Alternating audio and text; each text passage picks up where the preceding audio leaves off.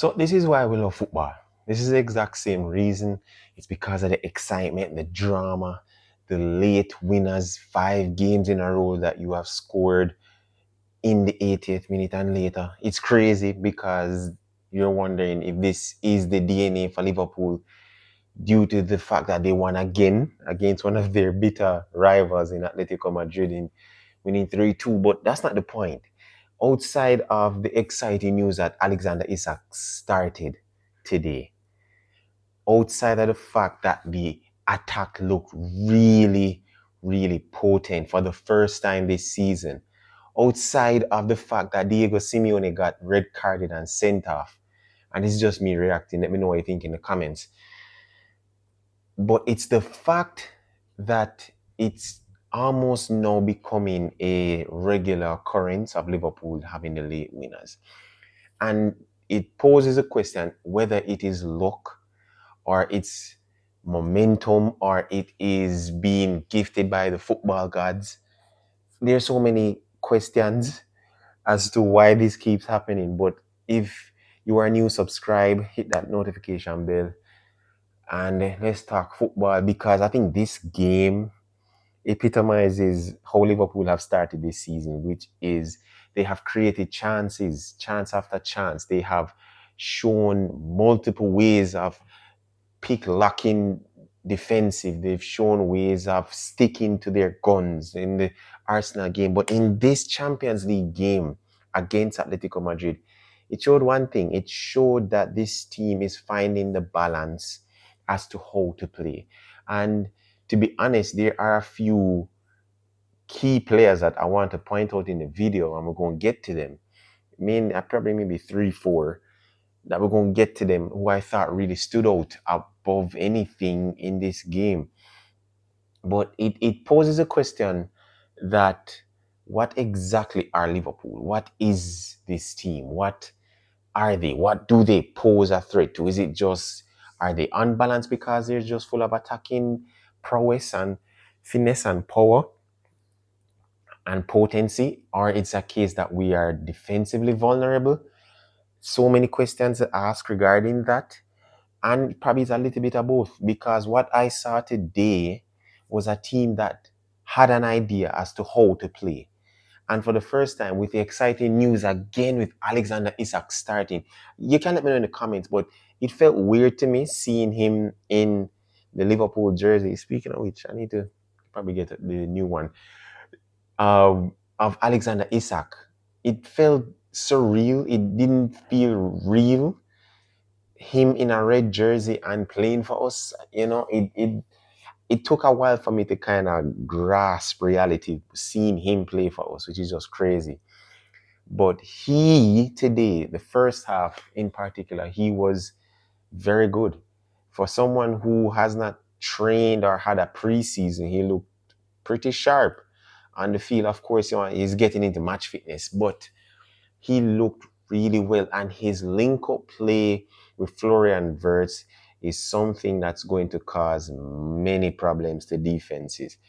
And I think, because we're going to get into that, I think Slot has an idea how to use Wirtz when it comes down to when he's playing with Ekitike and when he's playing with Isak.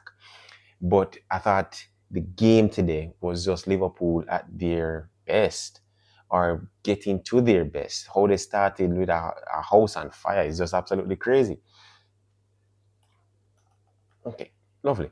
How it was just crazy because it showed that there are, what's the word, planning going into how games are played. And I think with the games prior to the Atletico Madrid, with the Arsenal and how they defend very, very sound, very aggressive in their mid block, and how they pressed intensely, as against with Burnley, who sat off and had literally 10 men behind the ball, 12 if you want to include the crowd or the stadium. And then today, knowing how Atletico Madrid are, it's not just about how they defend and it's anti-football, but how they play. It's very aggressive, tenacious. That kind of Simeone DNA, how they are able to just attack when defending. very aggressive. And the fact that we started the game 2-0, I was literally trying to get the game on my phone or my laptop to watch it, and it's already 2-0. It's already 2-0. And I'm saying, like, all right, cool. This is going to probably be a long game, and probably we can show what we are really capable of and let teams know, like, yo, Liverpool is here. But as the chances and the game wore on, it became now a bit of an issue, which we're going to talk about. But just before I get there, the first half again, I thought we were really good. Florian versus link-up play. This is Florian's best game, right? So the first key player was Florian. Florian versus played his best game today. His link-up play in the first half was the reason probably we should have had at least 3-4 in the first half. His link-up play was very, very good. It was excellent. Energy, his press, how he, of course, his advantage is that he drifts in and out between the lines, and that was on display today. But how he linked up with Alexander Isak is even more important, because Alexander Isak and Ekitike is somewhat similar. But the difference between them is that Isak makes the run behind the defenders. And for Verts to flourish, the Ekitike can't be in the same space as Florian Wirtz, which is the left half space, which is closer to the touchline kind of thing. But how Alexander plays is that he will drop into that space and drift centrally, which means that Florian doesn't necessarily need to move from the left half space, because now he can do his body feints. He can, take on a defender 1v1 and show his quality on the ball, which he did, and had so many big chances in this game, which is absolutely crazy. It's surprising how we created so many chances and Florian didn't even end up with a goal or even 2 assists. That's how good he was today against one of the best or better defensive teams in the world. But not quite his day in terms of scoring. But Isak today was really good. And the other key player that I thought played exceptionally well was, again, Dominic Szoboszlai. And to be honest, I felt like how he played, it just seemed, maybe he was forcing it just a little bit too much, because how Slot wanted him to play was to probably play a little bit deeper, allow Gravenberch, kind of play that box to box. Excuse me, when he is press resistant, when person want to press him and he's able to kind of open his body, let the ball run and then move. A lot of that was happening, and he bossed the center of the park. Absolutely bossed the center of the park. And how Dominic played today was kind of just allowing the build-up to be much easier with Van Dijk, with Konate, with Alisson. And it showed. It showed. If I was to give a rating for the entire squad, I thought today, offensively, we were probably like a 8.5 compared to defensively. And I thought Dominic Szoboszlai was very good. And then the other person, as I just mentioned, was Gravenberch, who was excellent. And is putting himself in a conversation as one of the best number 6 in world football. He wants to be a part of that conversation. He wants to show that he's able to add that little bit of tempo. And the best thing about it is that he's still young and he's developing. That is very, very important. He's just 23. So he's not even into his prime as yet, but he's slowly getting better each game, adding more to his game. And I've always said, if he could just add a little more in terms of just being that person to put his foot on the ball, dictate the tempo of the game, it makes his life so much easier. But he was great today. And then Van Dijk and Salah, who are just the stalwarts of this Liverpool team, excellent, particularly Salah in the first half. Captain Fantastic himself in Van Dijk, doing what he does best. But it doesn't tell the full tale as to why the score is 3-2. Because truthfully, let's be honest, I thought how we pressed today was nice. It was better than okay. It should have been better than good.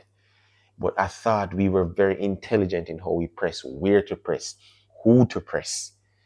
Those are the little things as to, I think, adding that kind of variation and range as to a team, as to how we play off the ball. And I thought our press was very good. But that is the reason, because it's two factors. One would be the press as to why the game was 3-2, and the second would be the lack of control that we had in the game, because we allowed Atletico Madrid to come back into this game. We allow that. Where you need players, or a player to, this is where now you actually begin to slowly take the sting out of the game, where you now begin to kind of pass it around, so to speak. Kill them with 1,000 passes, 1,000 cuts before you actually kill the game off again, which we should have. But I think this is where the lack of control came in, because we didn't have that necessity or urgency to control the game, because we kept sitting off, and we sat off, and then Atletico scored the first goal literally right before the halftime. And then the fact that we didn't aggressively press at the edge around the 18-yard box of our 18-yard box, press aggressively, press intensely, not to allow the shot up. Because really, if you're looking at the XG that Atletico Madrid had was, I think, 0.68, which means that their shot quality, or high value in shot quality, wasn't potent, it wasn't good. But we allowed them to score or take a shot off, and anything happens when you're in front of goal, so close to goal. I don't think we pressed intensely enough when it came and put our bodies on the line to ensure that they didn't score. And even better, to not let them score again, which is the second goal. And I think that kind of now allowed Liverpool to push this game into a basketball where the game became stretched. And strange enough, I didn't even know that that it would become that kind of game. And then, oh God, we're going to talk about Llorente, guys. I don't know what it is. This man is literally Lionel Messi and Zidane when he's at Anfield. He is our bogey player, literally. You let me know in the comments. He is the bogey player. Like, half of your goals, 6 goals that you scored, 3 of them are from Anfield. Well, 4 out of the 7 are at Anfield. Seriously? So it just, you're rented. My hat's off to you, sir. And still, I haven't forgotten that you've called your dog or named your dog Anfield. I remember that. But that's really it. And guess what? Rival fans would want to say, like, oh, how could this be? Why isn't Florian scoring? Could he be a fraud or a flop? 5 games, guys. It's not even a month yet into the season. The season, right? Or maybe a month and a couple of days. It's not even 3 months. Let's calm down a bit. So let me know who you support, and in the comments, what you thought of the game if you watched it. Uh, can watch the highlights, of course. But one other thing that I want to point out, and I remember it now, is the fact, as I said, Verts plays different with Isak as against Ekitike. Maybe something that their Ekitike and Verts are going to have to try and kind of work on. But in the second half, when we took off Isak, we took off Gakpo, and I think it was, who else?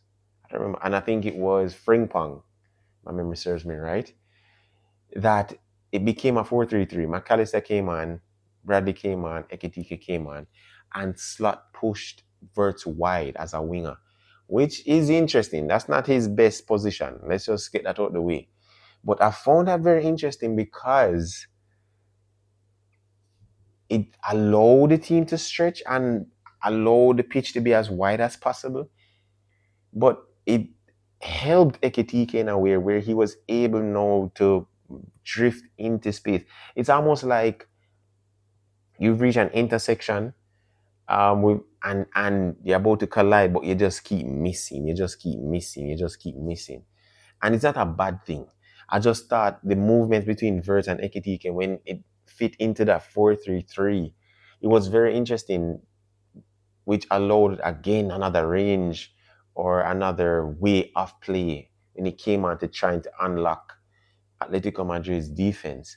But I just want to point that out. That could be a possibility where it's a 4-3-3 down the line. We don't know. But guys, let me know what you think in the comments. Like, share, subscribe, hit that notification bell. Thank you for all the comments. Thank you for all the likes. We're trying to get this to 300 before the year ends. Until next time, guys. Peace.